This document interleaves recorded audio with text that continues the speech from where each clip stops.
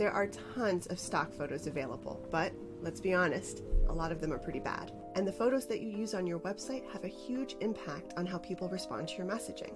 So today we're going to talk about how to pick high quality photos that have an emotional impact, tell your story, and help you connect with more clients. Let's get started. Hi guys, Sarah here from Strong Roots Web Design, where we craft both fully custom and semi-custom websites to help you have a bigger impact on the world.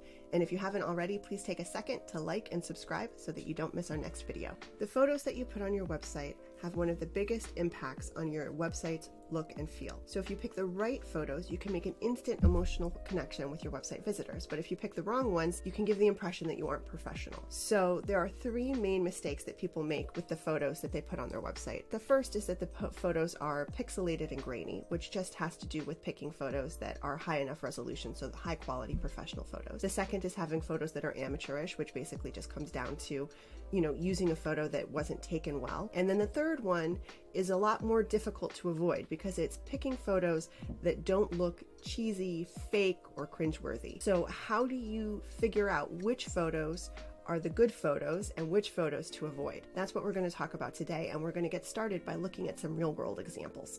Okay, so this is Adobe Stock Photos, which is one of the main photo websites that I use when I am picking out photos for my client websites. So if you came to a site like this and you typed in, for example, happy woman smiling, right? So you're looking for just a basic image of a person who looks hopeful, who looks happy, to give your website a feeling of being uplifting and hopeful. Let's look at some of the kinds of things that would come up if you searched for this term.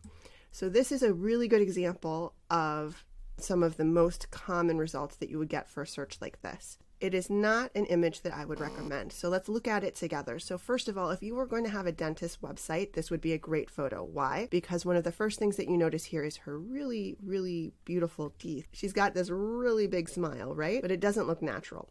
She's looking straight at the camera, which also makes it look very posed. You've got this super, super white background, which again, doesn't look natural, doesn't look real. And also, she looks like a model. She looks like someone who would be on, a Gap catalog or something, which isn't inherently bad, but you do want to have the photos on your website be representative of the people that you serve. You got to think about that and think about whether or not this is the kind of image that would best speak to your ideal client and your audience. This is another example of a really common result for this kind of search. And again, a lot of the same problems. She's staring right at the camera. She's got this really huge smile. It does look heavily photoshopped. She looks kind of scary. I don't know why exactly. Maybe I'm wrong, but to me it doesn't look good. And so this would also be one that I would say to avoid. So an example of one that I think is much better is something like this. So this photo, you can see, first of all, she's not looking directly at the camera. She's looking off to the side, which makes it appear less posed. She has a much more natural smile, much more relaxed kind of pose here. There's a background, and one of the things you'll notice is that the background is blurred out, which is really great because you don't want it to be distracting. And the other thing that's great about this photo is there's room here, open space, that would be great for putting text. So if you needed to have a photo and then you wanted to have text on one side, this kind of photo would work really well for that. And then I'll show you one more photo that came up when I did this search, this is actually my favorite. This photo, again, you have a woman who's looking off to the side. She's happy. It's a beautiful photo. And what I love most about it is that she's doing something, right? There's an action involved here. The background is blurred out, so it's not distracting, but it's also interesting. There's something going on. There's almost a little bit of a story being told here. And you feel when you look at this photo, like you get a little bit of a sense of who this person is and what makes her happy. So I feel like, both this photo of the young woman and then this photo are great. And you'll notice both of these photos are also more representative of what your clients might actually relate to. So those are really good options to look at. So now let's look at results that came up when I searched for family. So this is another term, obviously, that's very common. And a lot of the results that you get are going to look like this. Already, based on my comments that I just made, we get a sense of why this might not be ideal. So again, we have everybody staring directly at the camera. We have a lot of really, really big smiles. The little girl looks slightly frightened. Everybody's crammed together, so it's really, really tight. It just doesn't tell a story. It doesn't look natural, and it looks highly curated, right? These people are clearly models who were picked because they have a certain look, and then they were put together in a very unnatural situation. So when people see this photo, it's not that it's a terrible photo, it's just that it doesn't resonate emotionally. And it's not going to be the photo that when people come to your website, they feel like, oh, that represents me, that represents, who I am in any way. So I would not recommend this photo.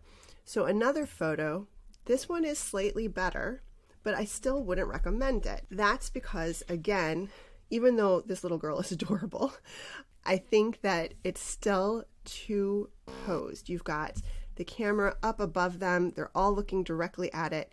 The smiles are really almost painfully big. So I wouldn't gravitate towards this photo. It's definitely better than the previous one that we looked at. And I think that, if I saw a photo like this and I liked it, what I would do is that often as you go to these sites, they'll have a number of selections from the same photo shoot. So I would scroll down. If I saw this photo and it fit for a website I was looking for, what I would do is I would look at the other photos in this same series. And look, I'm even seeing ones right here that I like better. Another thing to do is as you're looking, if you get a photo that's not quite right, you can look at other photos in that series, and you can also click find similar. On many websites you can, if you find a picture that's almost it, but not quite. So you can then search for something that looks similar, and you'll gradually get closer and closer to what you want. So this photo is one that I like a lot better. First of all, it has a beautiful setting, and that's kind of nice. Obviously, the focus isn't the setting, but it does add attractiveness and make your website more, beautiful if you have a nice setting. And I think this is lovely. And all the people in this website, in this photograph, are doing something. There's an activity going on. And so that can actually be a really good trick. Rather than searching for happy family or family smiling or something like that, you can search for family going on a hike, family at a party, families doing an activity, family biking, those kinds of things, because all of the photographs that have people who are engaged in an activity are usually going to tend to be more natural looking because they're not so posed.